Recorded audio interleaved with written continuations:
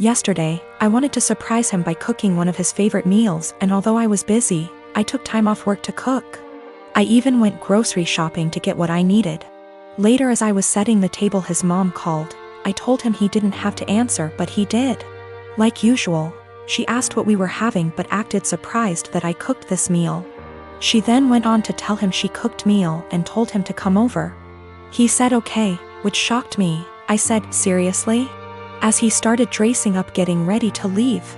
He told me no offense, but this meal, that his mom cooked, was even more of a favorite than the one I cooked.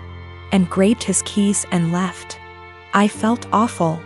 I took his plate and threw it out, then ate my portion. As I was about to put the plate in the dishwasher, he got home looking angry, saying his mom lied about cooking that favorite meal and used it as an excuse to force him to eat dinner with her. I was shocked, but he sat down telling me to go ahead and reheat dinner. I told him no dinner after he abandoned it. I threw it out. He said what? And I told him he disrespected my time and effort and chose to go eat with his mom instead. He began yelling at me, asking if I really did that, then called me petty and horrible, then went upstairs saying what I did was 100 times worse than what his mom did. I definitely feel like I let my anger and frustration get the best of me, but it really felt unbearable having to live like this for so long. By the way, I'm 26 and he's 28. To make one thing clear, and that's the fact that my husband only does this when it comes to food. He lived with his mom, attended community college, and loved and still loves her food and is used to it. She gave me recipes to make and I try to do that, but he keeps switching homes just to eat what he feels like. I will be sitting down with my husband soon. After he breaks the silence, I'm just giving him the space he said he wanted. I will also be pushing for couples counseling, although he's always been against it, but we'll see how things go. I'm not gonna lie, I still feel upset and like my efforts aren't being appreciated. His mom is definitely onto something with her little upsetting stunts. I realize how important boundaries are, but also realize how enforcing can be difficult.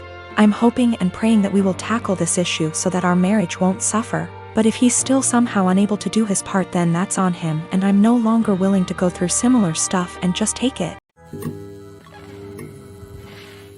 I am a gemologist. I spend my days in the lab testing and identifying stones. From the nature of my work, I also have a large and valuable collection of jewelry, but also gem specimens that I keep in a safe I specifically bought and had installed to keep them safe. I also have a second smaller safe for keeping important documents like passports. I own my home and my boyfriend of 2 years recently moved in as he was renting before. I gave him the code to the smaller safe so he could put valuables in it, but he also wants the code for my gem safe. Not to put anything in it, but he says because we are living together now I should trust him and give him the code. I've said no because he has no reason to open the safe as the only thing it's used for is storing my collection. He said he has no interest in my gem collection, doesn't want to look at them, but still wants the code to access them. This is causing tension because he says I should give it to him as a show of trust, and I said no. Because he literally has no reason to go in there, so he doesn't need the code. This is a 6-figure collection, so I'm not being difficult over a few little gems here. I am the only one who knows the code. The safe weighs nearly half a ton, it's bolted to the floor and wall and is from a company who makes safes, vaults and strong rooms for jewelers. You could bring the house down around it and it would still be intact. All of the gems and jewelry in the safe are mine and mine alone. I do not keep any clients' jewelry at home. For my other business doing valuations, I rent a separate space and keep client items there. I will give an update once things have panned out. I've moved all of my personal docs out of the little safe and into my gem safe. I told him he isn't getting the code and I will die on this hill. He has no reason to have it and his continued lack of respect by the pushing of my boundaries wasn't okay. I felt like he was trying to manipulate me by making it about trust. After a lot of back and forth, he finally admitted that he wanted access to the safe, because he didn't feel like I was sharing the whole house with him. Because I insisted on a tenancy agreement rather than just letting him move in. And he didn't like that part of where he lived was off limits to him. He was also insecure and resented that I have more money than him and own a home whilst he doesn't. He had made a few comments about this before, but I didn't realize it was such a big issue for him. He also said that by keeping him out of the safe made him feel like I thought he was lesser than me, and that it made him feel like I was treating him like a child. I told him if that's how he feels then this is not the right relationship for either of us and that it was best we break up. He was shocked that I was ending things over this, cried and asked me to reconsider. When I said no he then got angry. Called me a stuck-up B*TCH, said he was better off without me anyway and went to his friends. I told him via text he had 30 days before he had to leave, as per the tenancy agreement. So he didn't need to stay at a friend's, he said he would be gone by the end of the week. 2 days later he came back and packed up all of his stuff and left. He's staying with his friend now. I have changed all the locks. I have an alarm and CCTV system that's professionally monitored and I have changed the verbal password I have to give when you call up as a precaution. I've checked all of my collection and it hasn't been touched. I also am giving my solicitor the code and safe deposit details to be passed to my executor in the event of my death. I feel horrible because despite all of this I love him. I should have a partner who not only respects my boundaries but takes an interest. I'm pretty cut up right now and missing him, but I know I'll be okay. I have great friends and family around me. Also diamonds are a girl's best friend and I have a few knocking around to help cheer me up.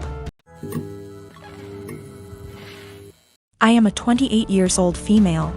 And I do babysitting on the weekends to make some babysitting on the weekends to make extra cash.